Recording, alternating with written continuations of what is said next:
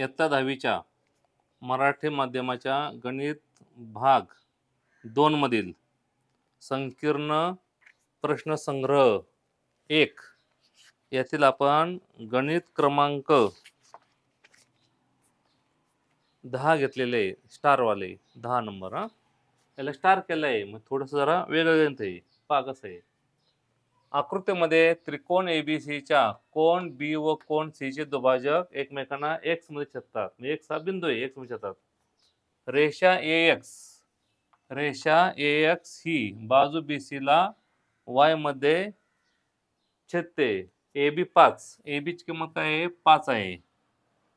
AC 4 आहे, AC किंमत 4 आहे, AC ची किंमत 4. BC 6 आहे, संपूर्ण BC पहा, ही संपूर्ण BC 6 आहे. त्यांचं काय इच्छा आहे की AX छेद XY त्याची आपल्याला किंमत काढायची आहे. कोणाची किंमत काढायची? AX छेद XY ही आपल्याला किंमत काढायची आहे. कशी काढायची? पहा इकडे आता. तर कोण B हा काय आहे? दुभाजक आहे. कोणाचा? कोण ABC चा. मग आपण असं म्हणू शकतो की BX हा काय आहे? दुभाजक आहे बघा, आहे ना. मग आपण असं म्हणू शकतो किरण BX हा कोण ABC चा दुभाजक आहे.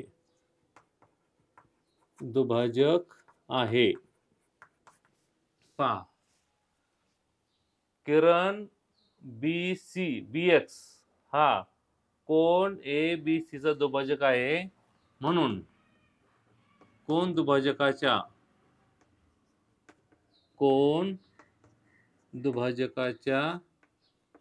प्रमेयानुसार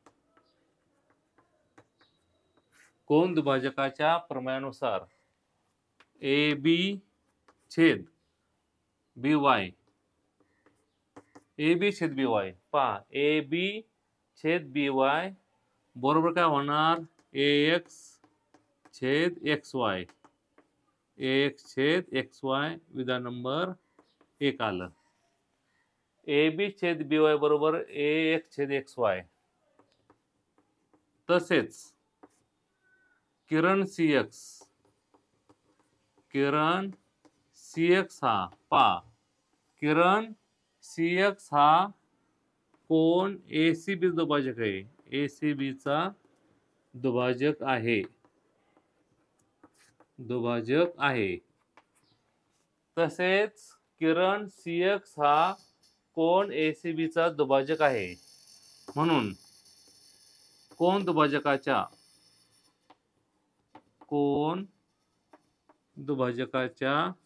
प्रमेयानुसार काय होईल पहा बरे. AC छेद CY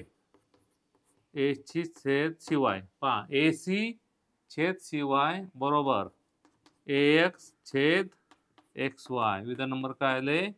2 आले. आता पहा, दोन्ही विधानांची उजवी बाजू बघा सेमच आहे ना. जर उजवी बाजू सेम असेल तर डावी पण कशी असते? सेमच असते. मग जर दोन विधानामध्ये उजवीकडली बाजू समान असेल, डावीकडली पण समान असणार. म्हणजेच आपण 1 व 2 वरून AB छेद BY बरोबर AB छेद BY बरोबर काय होणार आहे? AC छेद CY AB छेद BY बरोबर AC छेद CY. आता पहा बरं, आपल्याला BC किती? 6 आहे. पहा, BC किती आहे? 6. BC 6 आहे ना. मग आपण असं म्हणू BY बरोबर X मानू. म्हणून BY आपण X मानली. मग CY किती होणार आहे? 6 वजा X होणार. किती होईल? 6 वजा X होणार. मग किमती बरोबर आपण आता सांगा. AB किती? 5 छेद BY आपण किती मानली? X मानली बरोबर AC किती? 4 छेद CY किती आहे? 6 वजा X आहे. पहा, CY 6 वजा X 6 वजा X 5 4 5 छेद BY ची किंमत x आली. 4/6 वजा x तिरकस गुणाकार होता. या दोघांचा 5 कंसात 6 वजा x बरोबर 4x. म्हणून 6 पंचे 30 वजा 5x बरोबर 4x. म्हणून 4x अधिक आहे इकडे वजा होणार, 30 अधिक तिकडे वजा होणार, किंवा 5x वजा ना तिकडे अधिक होईल. आपण तिकडे अधिक करू. 30 बरोबर काय आले 4x अधिक 5x. x एका साईडला घ्यायचे फक्त. कोणत्या पण साईडला घ्या. x एक कोणत्या पण साईडला घ्या, उजवीकडे घ्या डावीकडे घ्या, ते शेवटी एकच उत्तर येतं. वजा तिकडे अधिक केलंय. 30 बरोबर 9x.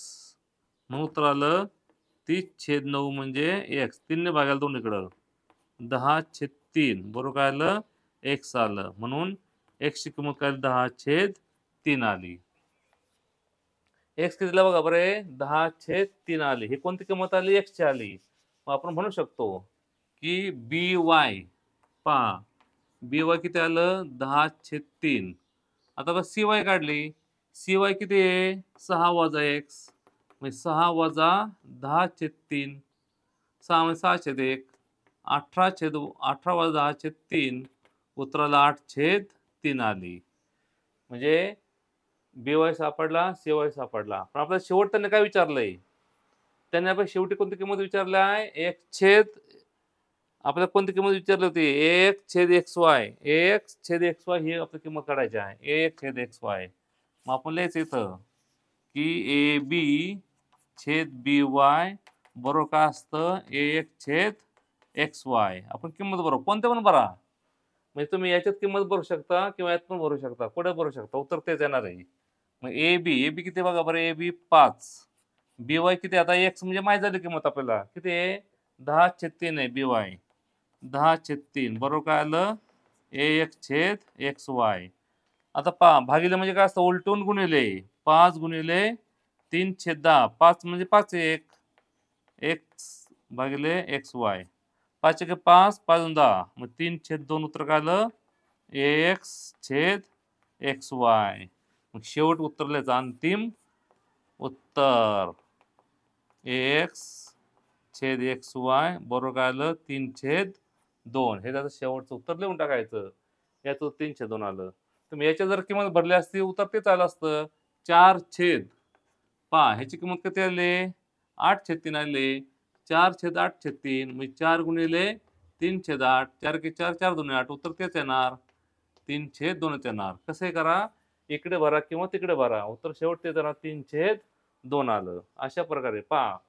तर आता काय करायचं कोण दुभाजकाचा नियम वापरायचा आणि 1/xy चे उत्तर काढायचं. नंतर परत ह्याने 1/xy काढलं. दोन्ही सेम आलं.